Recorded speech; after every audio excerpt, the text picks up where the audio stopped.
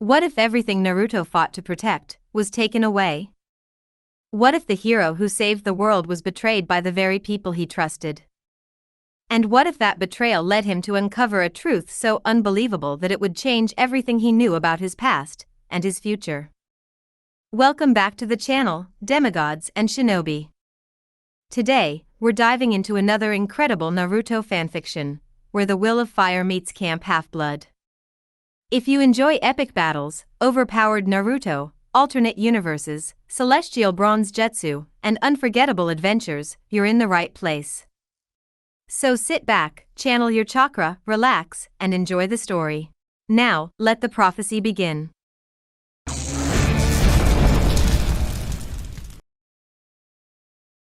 Naruto moved Taliah behind him and slid Zetsu in her coat sleeve. Zetsu knew what to do if needed, but he knew Naruto would have it under control. Naruto turned to the goddess and activated his eyes. "Really that much of a sore loser that you come and attack me," he says as Artemis's hunters come out of the trees. He doesn't draw his sword just yet. He wanted to try and get Artemis to leave him alone, and going straight to violence wouldn't really help. "You disgusting male laid a hand on me, knocked me out and left," she says, drawing her knife. "I'll admit I let my rage get control of me, but now I'm in control and you will have to pay," she says, glaring at him. He sighed and looked at Taliah, who was still in the disguise. "Stay back with Zetsu, okay?" he says, getting a nod from her as Zetsu readies to open a portal to the pocket dimension at a moment's notice. He turned back to Artemis. "This is ridiculous, all this over a deer I killed.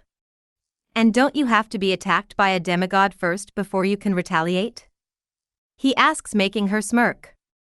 "Not if this is a hunt," she says with a grin that reminds him of Orochimaru, making the girls smile.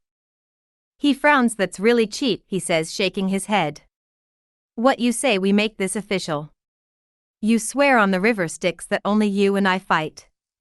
If you win you get the girl and I become your slave, but if I win you swear to never reveal me to Zeus or anyone else and you leave me alone. You don't send hunters to follow me and you don't keep tabs on me," he says, staring her dead in the eyes with the Shinju Eyes spinning slowly. She would either swear on it or he'd make her. He wasn't taking chances of anyone knowing of Taliah or taking her away. Artemis smiles at the thought of having the son of chaos as a slave. "Fine, I swear on the Styx to abide by your terms, but it is no problem. I am a goddess millennia older than you and much more skilled," she says as she twirls her blade.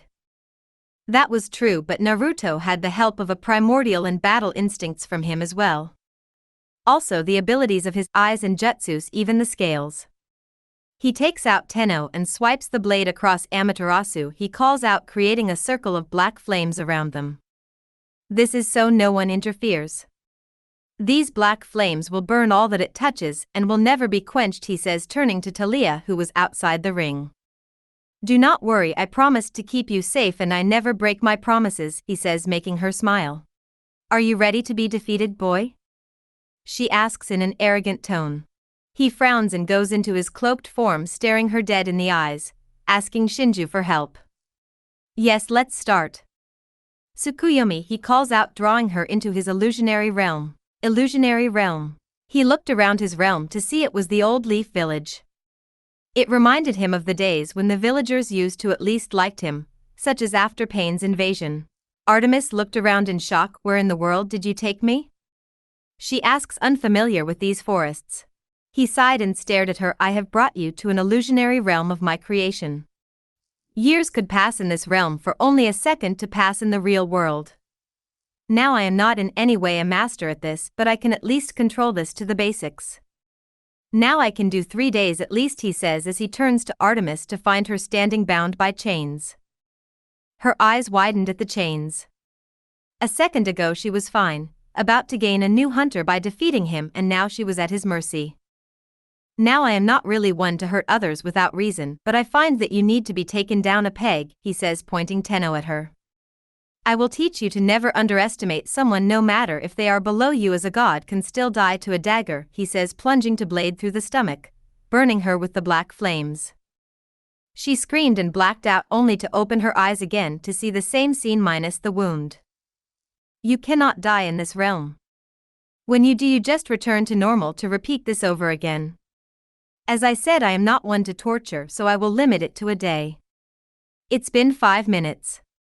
Only 23 hours 55 minutes left, he says as he swings his blade to cut her head off. -1 Tsukuyami day later. He wills the world away to bring him back to the real world. He frowns as Artemis. What did you do to Milady? The same girl he met in the forest yells at him as she. What did you do?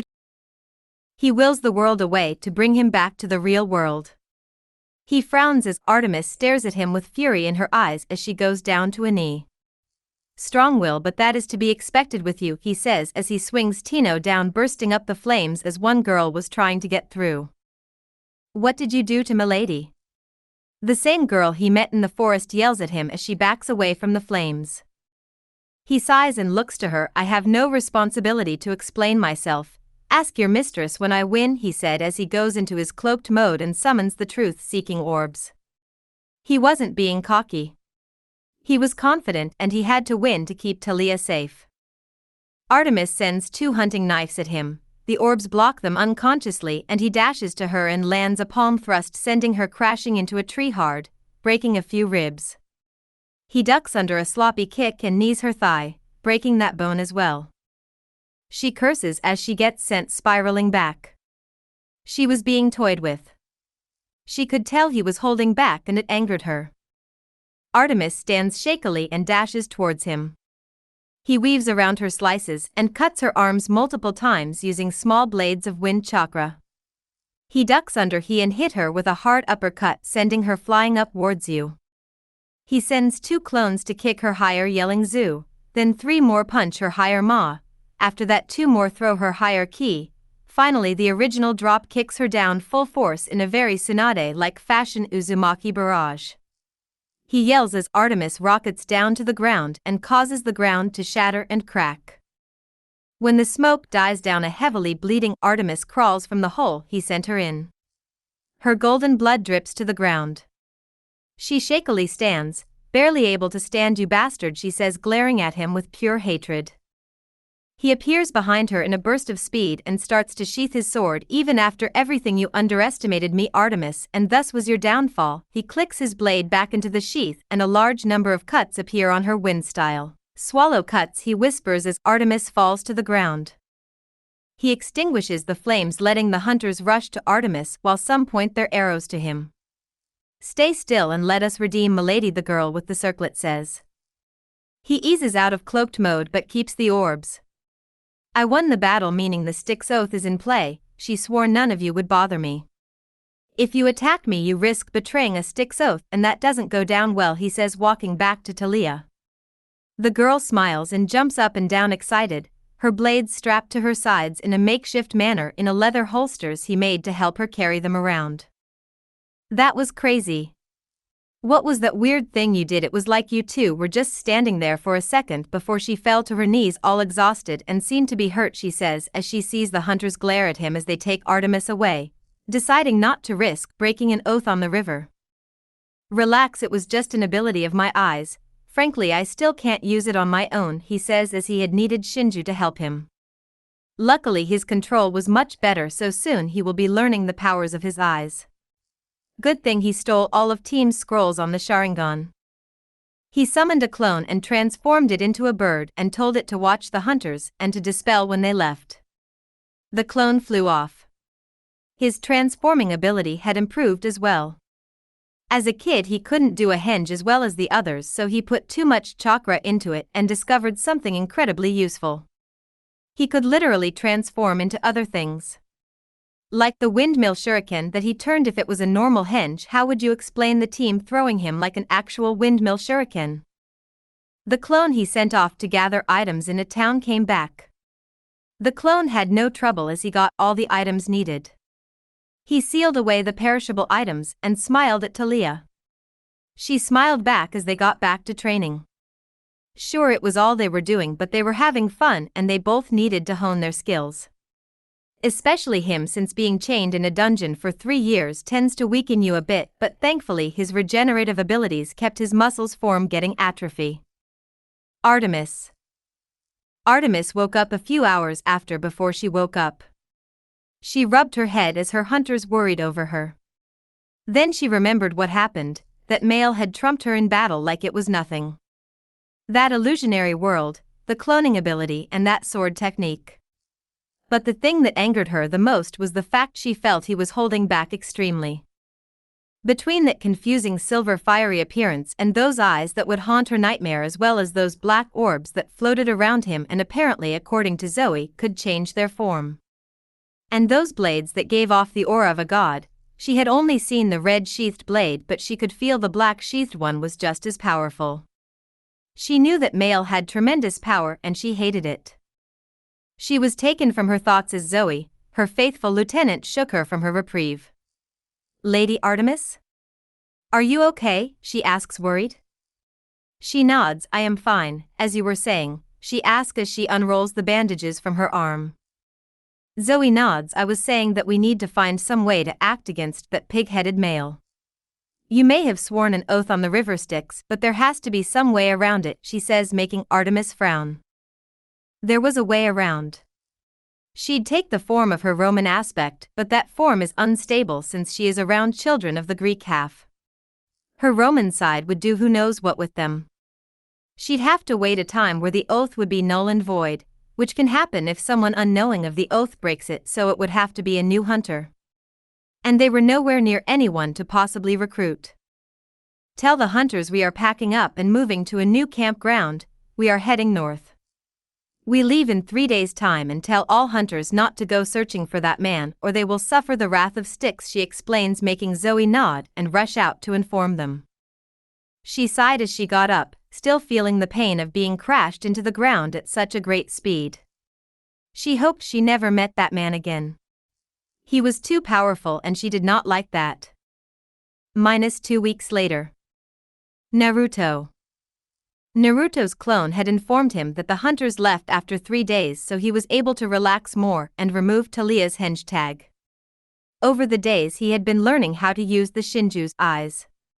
They caused him a headache the first couple times, but now at least he could cast illusions with eye contact. Talia also was making good progress with her blades. She even killed a few hellhounds that attacked her some time ago.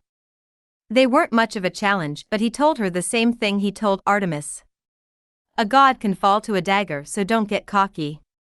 It seemed to help her as she was catching herself from thinking like that. Zetsu even noticed it, as did Shinju, though he still wanted another week or so before doing anything with giving her chakra. He focused mostly on his eyes, but clones were definitely a godsend for training, as he now had a lot of elemental jutsus under his belt. Ranging from the basic elements to even some for Mokuton, lava and steam. He still had his Rasengan, but he only used them when he truly wanted to obliterate something. He knew Talia should be going to school, but having the knowledge of a primordial inside him helps him to be a good teacher for her. Even if she complained every moment of it like he did when he was her age. Their cash problem was easily solved, as his grandmother had oddly packed in Jiraiya's books away in the scroll. They had a note saying sell on them, so that's exactly what he did. He sent a clone henged as Jiraiya and got the books published and something called a credit card that the money was put on. Talia was fairly reserved, but she knew she could always talk to him about anything. She was opening up to him nicely. She even dragged him along to get girl stuff that he was frankly afraid to ask about. She also brought up her past of how her mother had broken down and how her brother got kidnapped. She cried in his arms for 15 minutes that day. He truly liked the young girl. Sure, she was brash at times and quick-tempered, but so was he when he was her age. And she was slowly getting out of it, but was still like that at most times. After all, someone can't change in a short period of 2 weeks. He sighed as he sat training in drawing nature chakra with more ease.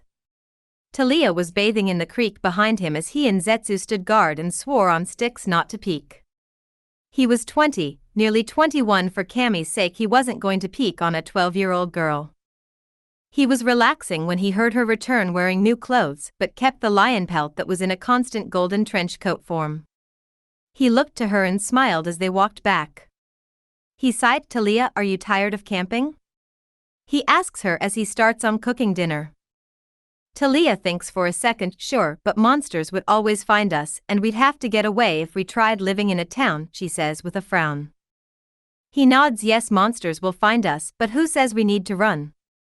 With my skills of silent killing and your eventual use of chakra, we can survive peacefully for some time before big monsters come and start destroying stuff. And money isn't a problem, as the last time I sent a clone into town to check my card's balance it came up with a number with 2 commas, he says, making Talia's jaw drop. She thinks a second before smiling. I would love a place, but I think we'd somewhere with a big backyard to train, she says, excited to finally have a house again. He chuckles. I'll send some clones out to find houses for sale near here, he says, making her excited. She bounces in excitement and nods. Yes, one with a nice big room for me, she says with a massive smile. We can leave tomorrow for the road, so you have to go to bed early, he says, making her pout slightly but nod as dinner was served. Next day. Naruto had changed his outfit to be more modern. It consisted of dark jeans and an orange button-up with a black trench coat so Zetsu could stay in his sleeve. He kept his sandals, of course. His swords were sealed inside a storage seal on his left wrist for easy access. He had the motorcycle he bought some time ago unsealed and everything sealed up in scrolls in the side bags. The motorcycle was a Harley-Davidson colored in black with a sidecar. He made sure to get a helmet for Talia and him. She was sitting excitedly in the sidecar. Relax, Talia, we will be heading off shortly. The clones found a nice house with a big backyard, he says, making her bounce more. Talia nods and smiles. I know, but I'm getting my own room to decorate and have more clothes and somewhat normal life, she says, smiling happily. He ruffles her hair playfully, which made her swat away his arm. He hands her the helmet. Put that on and we can get going, he says, making her fasten it quickly. He starts the bike and starts driving out of the forest carefully before he gets on the road. Driving was easy, especially when he could manipulate the mist to broadcast his illusions to some extent. He even taught Talia to manipulate the mist to a lesser extent. A few hours later they arrive at the house he set up to buy. With the help of clones during the night and the internet, he was able to buy it very quickly. The bubbly real estate agent dropped off the keys and showed them the house. It was a very nice-looking one-story house, 3-bedroom house. Large backyard and even a basement. He knew this wouldn't last long, but he would try his best to keep her happy with a somewhat normal life for as long as he could. She deserved this much after everything she's gone through. Talia ran directly for the main bedroom, but he booted her out. He would have to take her shopping later. He was more focused on putting up a barrier. He slammed the crescent mark down on the ground, covering the ground in a large sealing array that grew the more chakra he pumped into the mark. That seal will notify him if someone entered the house with ill intent. He sent a clone to set a protective barrier around the border. He wasn't taking any risks. Years of being a shinobi taught him to stay vigilant. He walked over to see Talia smiling at her room. I can decorate it however I want, right? She asks with a smile. He nods and ruffles her hair. Of course, we can go right now if you want.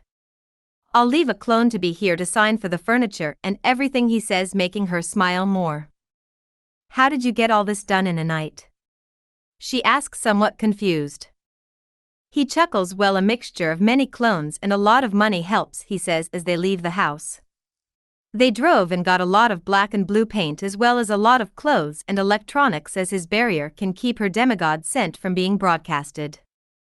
No one noticed the fact they were driving a motorcycle and buying enough stuff to overfill a minivan. The mist is a powerful thing. They return to the house to see clones setting up everything, with Zetsu controlling one of the clones. He had it hinged to look like a normal version of white Zetsu. Luckily, he was able to parasite off it without the half-black thing. Good to see you two are back. We have a guest, he says, pointing to the 8-year-old girl sitting by the fireplace. He looks to Zetsu and frowns. How did she get in? He asks as Talia shuffles behind him. The girl was wearing a cream dress with a hood, her cinnamon hair cut short and her eyes a fiery color, changing every few seconds as if they were flickering flames, but they had a kind home-like sense to them. Zetsu shrugs his shoulders. Moments after I lit the fire she appeared. She has no ill intentions in the very slightest, so she is fine, he says, leaving the room. Naruto turns to the woman Hestia. He asks, confused, how and why this goddess was here. The young-looking goddess smiles at him and Talia, you have a beautiful home here, she says with a smile. Such a classic house and perfect for the two of you, she says as she waves her hand to conjure cookies and hot chocolate. Why are you here? He asks as Talia hides more behind him. Why is it that when he is trying to hide from every god or goddess they end up finding him? First Demeter, then Hermes, and worst of all Artemis. At least Demeter and Hermes were helpful, Artemis was an annoyance. Hopefully Hestia was as kind as she was in the legends. Hestia smiles and looks towards Talia. Relax, I mean you all know harm as Hermes told me. Naruto turns to Talia, go stay with Zetsu, tell him it's all okay but I just want to make sure, he says, getting a nod as Talia rushes out of the room. Talia always acted afraid around any god or goddess, he thinks it's because she's afraid they will return her to the tree. Even if she was only in it for a couple hours it terrified her. She had described it as pure darkness, she couldn't make or hear any sound and she felt float. She still had nightmares of it occasionally. Once Talia left the room he went over and sat across from Hestia. So you really mean Talia no harm, cause I already had to fight one goddess to protect her, I don't want to do another as I can feel you are leagues stronger than Artemis, he says with a frown. Hestia nods and smiles, handing him a cup of hot chocolate. I apologize for my niece, she is too arrogant for her own good. I am sorry you had to fight her and put young Talia through all this, she says, taking a sip of hot chocolate. Though from the feel of this house you truly care for the child, she flashes him a warm smile. He nods and takes a sip. That girl has gone through enough and her asshole of a father doesn't make it any better, he says, looking to the goddess. So what do we owe the visit, Hestia? He asks as the goddess puts down her glass of hot chocolate. He turned to see Talia ordering around some clones as they carried her supplies to her room. He chuckled slightly before turning to the goddess again. I came here to visit your new household and maybe help you out and see this cute new family you formed, she says, smiling at him. I can feel she considers you like a father and looks up to you, she says, handing him a cookie. He takes a bite and frowns. Well, I'm glad you are here to help. Strangely enough, you are the third godly being to help me, he says, making her chuckle. He raised an eyebrow as she changed from her 8-year-old form to that of one that looked around his age. She was a few inches shorter than him and her short hair now reached the middle of her back. Her figure couldn't be seen under her cream dress, but she gave off the aura of being very lovely figure. She stood up and dusted her dress off for crumbs. Please do excuse this form as I am fonder of my younger form, but I need this form to bless others, she says, straightening her dress. He smiled. Well, I think you look lovely, Hestia, he says, getting a light blush from the goddess. The goddess felt nervous as she adjusted her dress and hood. She had never been complimented like this. Never with someone with no ill intentions behind their words. The main reason she stayed in her younger form was because Hera and Aphrodite had been very unkind to her because she unknowingly brought the attention of males and she had once almost been raped at an Olympian party because of it. Luckily a donkey had awoken her and protected her. Why thank you, she says, brushing her bangs to cover her blush.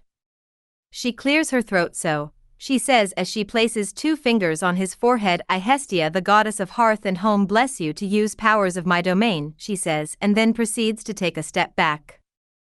Naruto rubs his forehead and looks to the goddess. I am honored to be blessed by you, Hestia, he says, flashing her a kind smile. May I know what your blessing entails? Hestia blushes once again and turns around. Well, I'm glad you are honored. I have never blessed anyone before, she says in an embarrassed tone.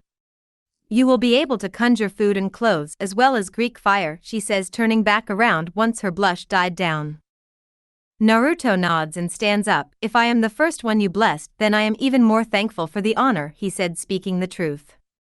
From the info his grandmother had given him, Hestia was very reserved yet unbelievably kind. She had no evil in her being. It saddened him that a goddess like this was taken from the council. The only voice of reason had disappeared from it. I will do my best to not abuse your blessing. Also feel free to visit whenever, he says, smiling again. Hestia shifts back to her younger form, blushing again and nods. I would like that. The only thing I ask is for you to offer some food each time to the gods and goddesses that voted to save Talia, she says, making the dishes disappear. Naruto nods and stands up. The least I can do.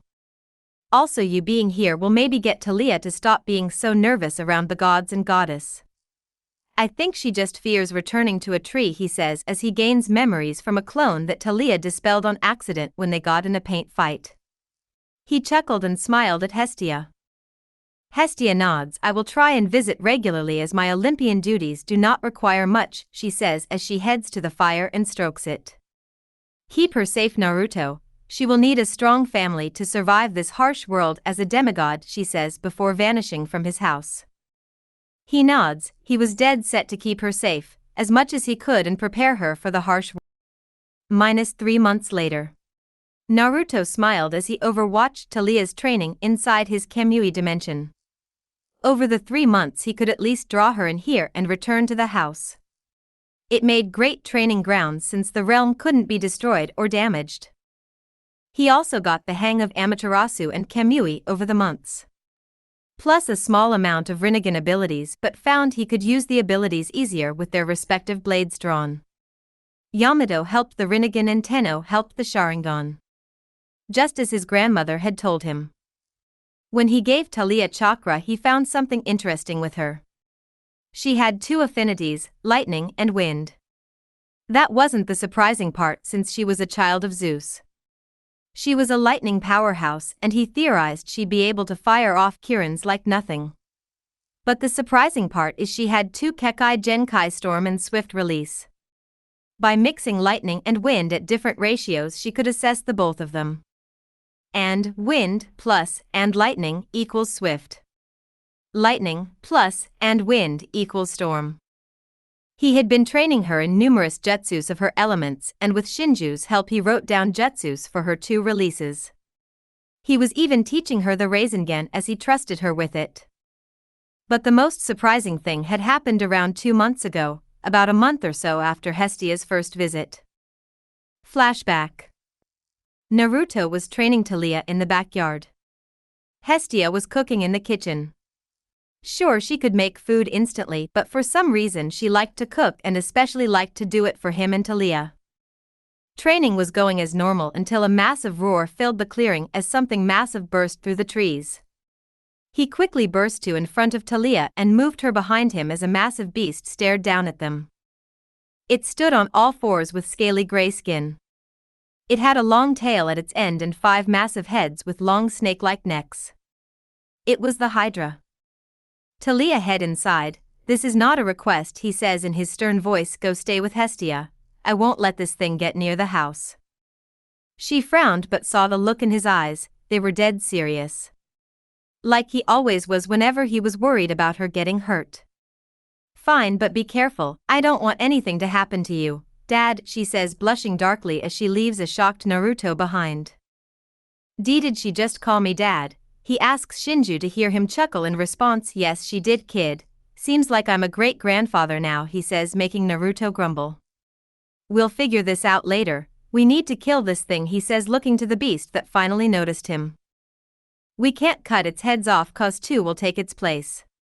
Fire is the weakness, he thinks with a smile. Great opportunity to test out a Greek fire jutsu, he says as he dodges the lunges from the heads, keeping them at bay with his truth-seeking orbs. Over the month he found out his normal fire could be changed to Greek fire, a powerful green flames. He ran his hands through the hand signs and took a deep breath as a clone severed all their heads using wind style, swallow cuts. The second the heads were cut he called out fire style, Greek desolation, sending out a massive burst of green flames to cauterize the wounds, killing the beast in a shower of golden dust, leaving a scaly hide behind and 2 heads. He groaned as he put out the flames left on the ground and sealed up the hide and threw the heads in the fire and sacrificed them to Hestia. He walked his way back to the house to see Talia hiding behind a 25-year-old looking Hestia. He chuckled as she smiled at him. Talia, are you okay there? He asks, making her nod as she still hid behind Hestia. You know I don't mind you calling me Dad. I actually really like it. Especially since I've considered you a daughter shortly after I saved you, he says, patting the punk girl's head. Talia looks up to him nervously and nods as Hestia smiles kindly at the two. Well, clean up and get ready for lunch, she says, making Talia hug him quickly before running off fast to get away from the embarrassing moment. Hestia smiled warmly at him. Thank you for the sacrifice, and thank you for being there for her, she says, rubbing his arm before walking away. He smiled. I promised I'd be here for her. Being a father figure to her like she deserves is great for her, he says as he follows Hestia. Flashback end. Ever since she called him dad, she had been very nervous and shy at times. She still called him dad at times, but most of the time when they were alone. She did it around Hestia, but very quietly, as if she didn't want her to hear. Also, Hestia had been around nearly every day. It was nice having her around. He cleared his throat. That should be enough for one day, Talia. Also, Hestia had been around nearly every day. It was nice having her around. She was someone nice to talk to and a sweet lady. She also helped Talia with girl talk that he was nervous to do. Especially when she got her first period and he didn't know one thing about it. They had kicked him out of the academy when they were learning about reproduction stuff for some reason or another. He knew about the male side from the pervy sage, but even then he didn't truly trust those words. He was thankful to Hestia for her help that day. He cleared his throat. That should be enough for one day, Talia, he calls out, getting the girl's attention. She frowns. Come on. I can keep going, she yells back, waving her swords, charging them with lightning that happened unconsciously when she was angry. He chuckled and walked over to her, stepping on the floating platforms that riddled his realm. Relax, you have been working hard all day. You need to rest, and you still need to practice chakra control and the steps to the Rasengan, he says, making her grumble but sheath her blades. The sheaths were handmade by him. They were the first things he created using creation of all things. They were like a briefcase sort of sheath.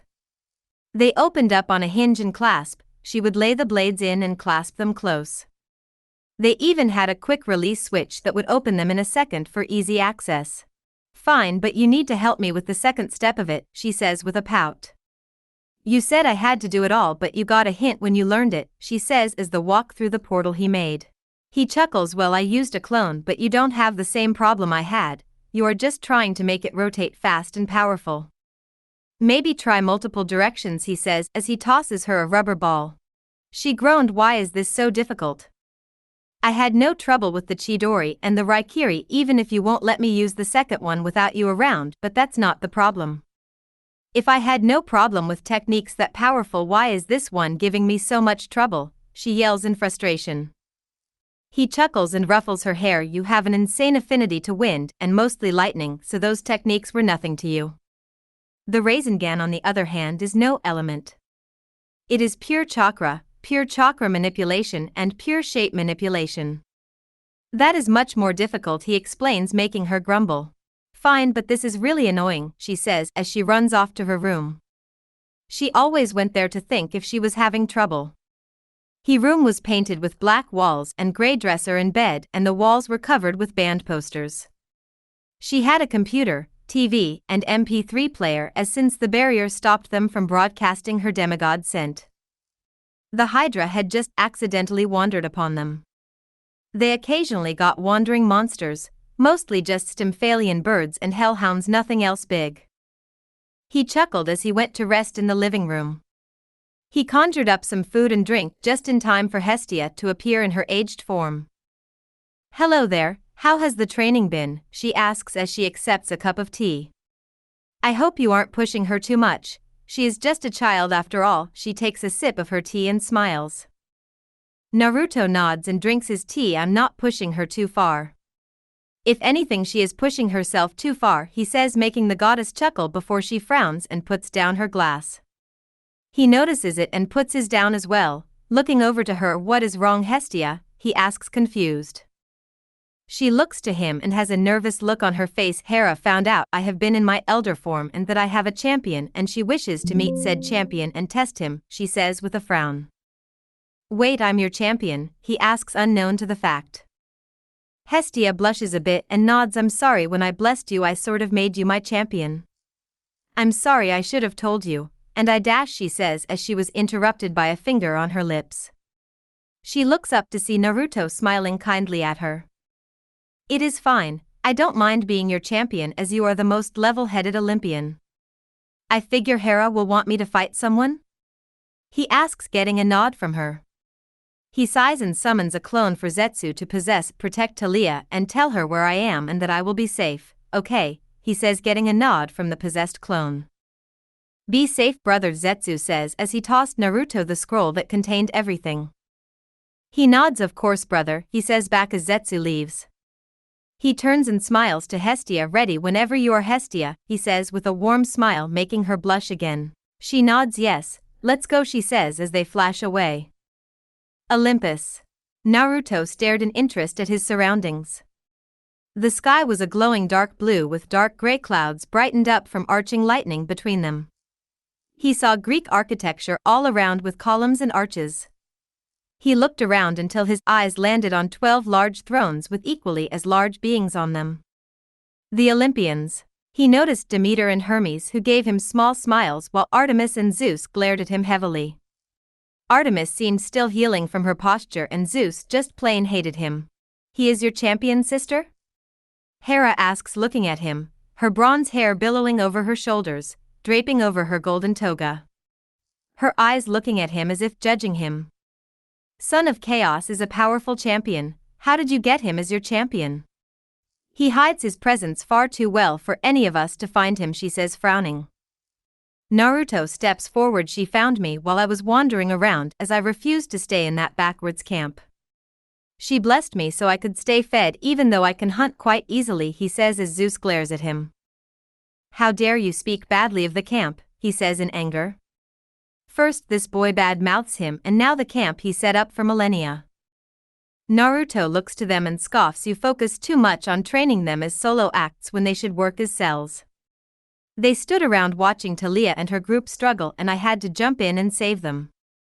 Not to mention they aren't allowed to leave without permission or a quest, they never see or fight real monsters and that leads to many dying when they do eventually go on a quest, he said, making Athena nod. He speaks solid logic. In groups our kids would be stronger and if they had experience fighting monsters under the watch of seasoned warriors it would bring down the risk of quests considerably, she says, making Zeus grumble but sit back down. Aphrodite smiles and waves at him. Why don't I borrow you from Hestia? Since she has a vow of chastity you should get some fun, she says to him, making Ares glare at him and Hephaestus glare at her. He shook his head. No, I am not one to do that with someone I just met and someone I don't love, he explains as he pinches the bridge of his nose. Was this how the team felt when Sakura was all pushy for him? Hera cleared her throat. If we can get back to what we called him here for, I would like to ask him a question, Hera says as Aphrodite backs off from him, making Hestia happy. We called the Son of Chaos here as we feel him being Hestia's champion is too dangerous as she is not an Olympian, she says, making Naruto scoff. She is one of the most level-headed goddess out there. No offense, Lady Demeter, he says, getting a kind smile and nod from said goddess, and after how you did Zeus's punishment I don't think I want to be any of your champions, he says, glaring down Zeus. You dare question my judgment? He yells, making Naruto glare heavily at him. Yes, I dare. You decide to throw your punishment onto a scared little girl. A girl who had been running and surviving for years just to finally end up at her safe haven to have her safety stolen from her. He yells, making the Shinju Eyes spin. You trapped her in who knows what kind of hellish limbo. To be alone for years until she somehow gets saved by demigods that have no idea what to do. Tell me, O God of judgment. Is that fair? He yells, bursting into his cloaked mode. Zeus glares him down before Poseidon yells enough. Poseidon looks to Zeus. He is right, you pushed your punishment into your own daughter Zeus, and since the judgment has been passed we can't fix it.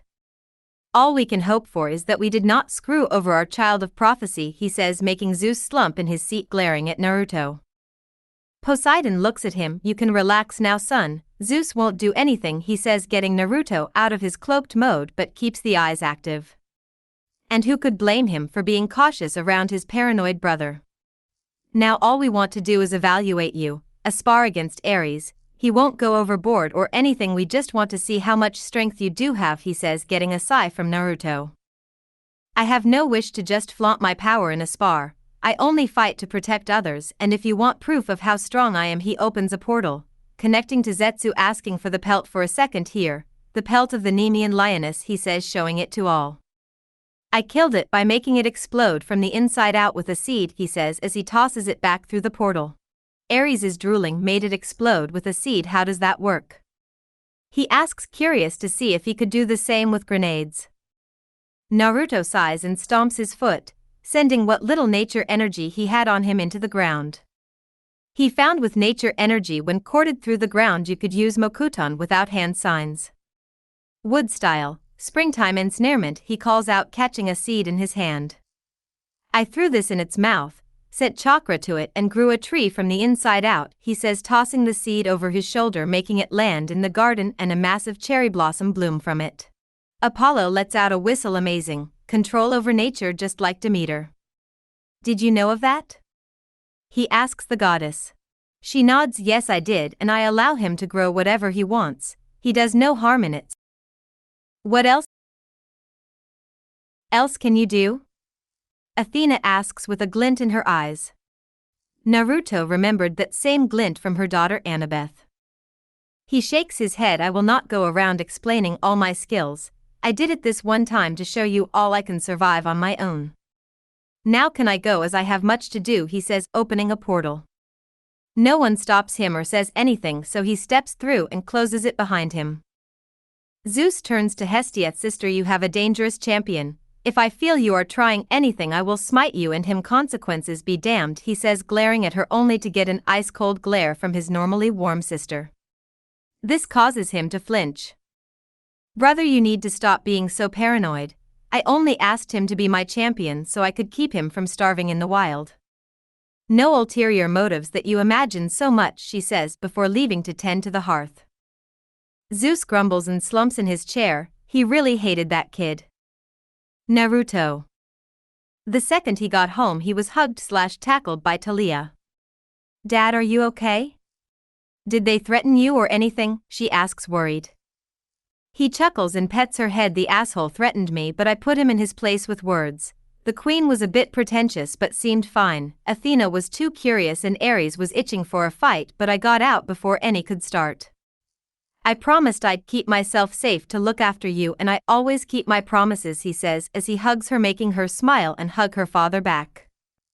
He may not be my father by blood, but he has done more than any of my parents ever could, she thinks as she backs away from the hug. Oh. I finished the second step, she says, excited to learn the next step.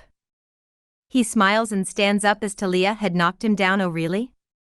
Great job, he says as he gets a nod of assurance from Zetsu. Now you just need to do both steps at the same time, he says, picking up a spare rubber ball and holding it up. Nothing's happening, she says with a frown. The ball wasn't rumbling or even twitching. He smiles and pops the balloon with a needle to reveal a perfect Rasengan under the balloon. Now you must combine power and rotation and not pop the balloon. Trust me, I know it seems easy, but it is the most difficult step, he says, handing her a bucket of rubber balloons. You're gonna need them, he says with a smirk as she darts off in excitement to train. Don't train too long, he yells just as she closes her door.